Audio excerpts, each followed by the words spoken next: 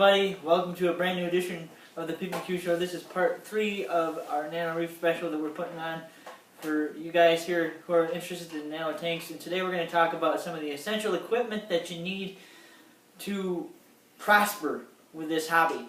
And one of the first things I'm going to mention is a protein skimmer. Well, let's see what you're going to need. You're going to need a protein skimmer, you're going to need a strong filter, you're going to need something to help increase your water flow, you're going to need poly pads, you're going to need extra filtration.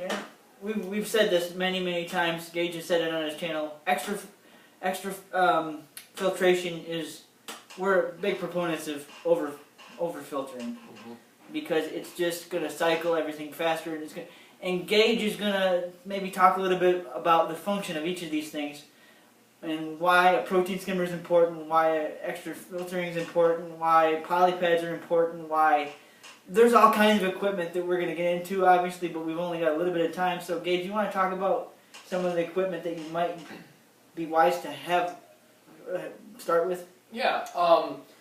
With any saltwater tank, it doesn't matter what it is, good protein skimming is key. You can't have a healthy aquarium if you don't have a protein skimmer that is effective in protein skimming. Basically what a protein skimmer job is it filters water through itself, and then it creates bubbles or micro bubbles which form at the surface and are collected inside of a collection cup. When these micro bubbles pop, they are releasing all of the organic waste that was in the water into the collection cup. Your fish poop, pee, and even when they're not eating or pooping or peeing, they're constantly excreting through their skin waste. So we have to have means of getting rid of this waste. Your phosphates, they come from your fish, they come from the food that you put in your tank. Anything that's in your tank that is a decaying matter or a waste product creates issues. That's what your protein skimmer is designed to do. So it's absolutely crucial that you do get a protein skimmer. They make nice, Peter's got a very nice little protein skimmer out here on his nano tank. When we started out, we didn't know that they existed, but we got one. Yep, we got one here, and it does a very good job. The next piece of equipment that I would suggest that you go out and get, besides your skimmer, is, as he mentioned, an effective means of filtration.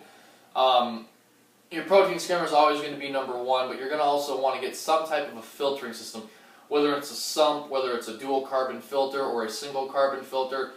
Peter has on his tank here, he's got a carbon filter that's good up to 15 gallons, and as he mentioned, we like to stress over filtration.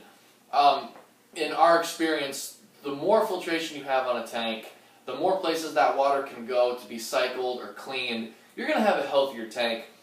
Some people out there might argue this fact based on the fact that some corals need quote-unquote dirty water to grow, which basically just means they're going to need a little bit more phosphates, nitrates, things like that in the water to grow.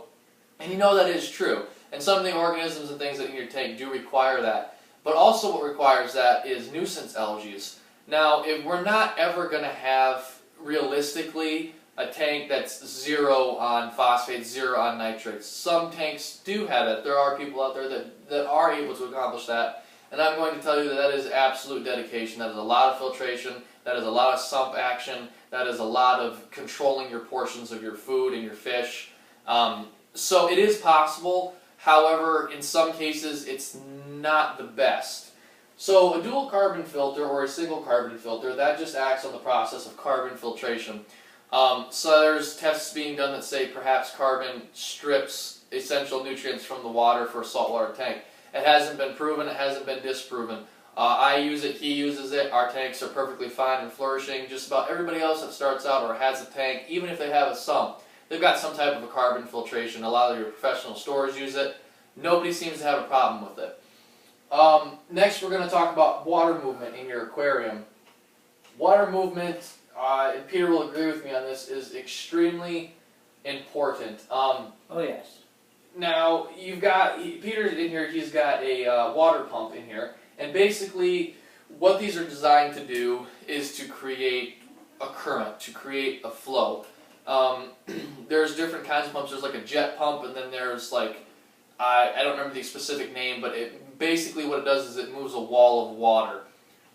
If you have a jet pump or something that produces a stream, what's going to happen is when you put that in your tank, yes, you're going to have very good flow, but it's going to be more of a concentrated, direct, angled flow it's going to be a jet, a jet of water. So what that has the potential of doing is delivering flow to one specific area of the tank or maybe a specific coral while you're not really getting the flow that you need elsewhere. Sometimes those jet pumps have the ability to push corals over or just aggravate the flesh of the coral. So it's always, in my opinion, best to go out and get some type of a pump that actually moves water as a wall of water. It's not just a straight jet of water, it's a column of water movement. And first of all, it's more realistic when you're trying to create an ocean environment, and it'll benefit, your tank will benefit more from a constant area of flow that engulfs the entire tank rather than directional flow that only gets certain bits and pieces. Now, when we talk about lighting, this is really going to depend upon whether you have a fish-only tank or if you have a coral tank. Would you like to describe to them the difference between the two and when it comes to lighting?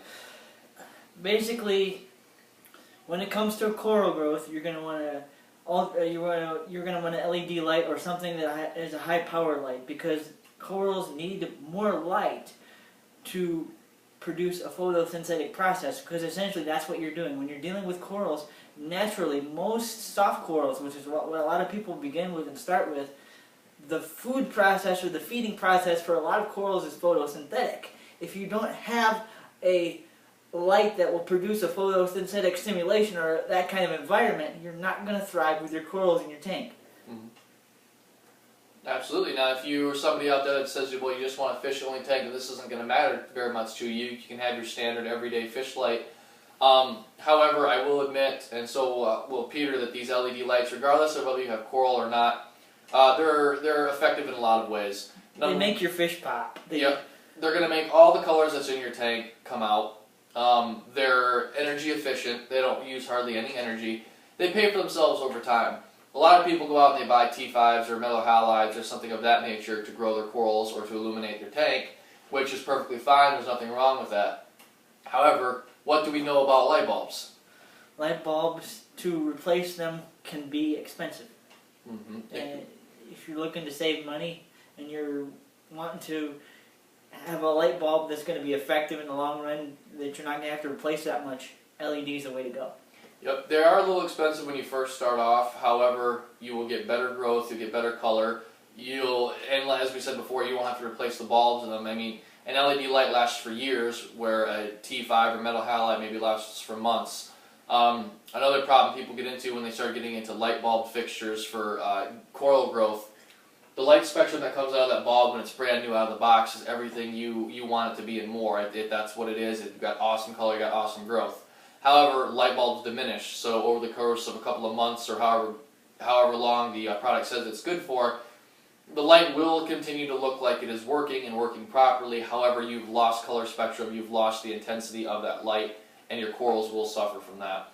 So LED lights, in my opinion, are the way to go. Yeah, really briefly, the last thing I think I'm going to say before we close this out, I don't know if you have more to say, I want to stress the importance of a timer with lighting. Mm-hmm. Because when I first started this hobby, I was keeping my light on way too long. I was getting nuisance algae. It was not a good thing. If you want to put it on a schedule, it's wise, it's wise at any point to put lighting on a schedule. You don't want it on for more than 8 hours at a time. Mm-hmm. You want 8 hours off, 8 hours on. Timers make that easier. That's a wise investment, I say. If you want a high-powered light, if you want any kind of light, if you want your fish to thrive and be in a good, safe place, do not keep your lights on for an extended period of time. 8 hours on, 8 hours off. It's important. Mm-hmm. That's absolutely correct. Algae, it does need light to grow. However, a lot of algae will grow based off the phosphates that are present in your tank. So that comes down to filtration. Simple as sunlight coming through a window and hitting your tank. If you're setting up a tank, try to put it somewhere that's not going to get a lot of direct sunlight.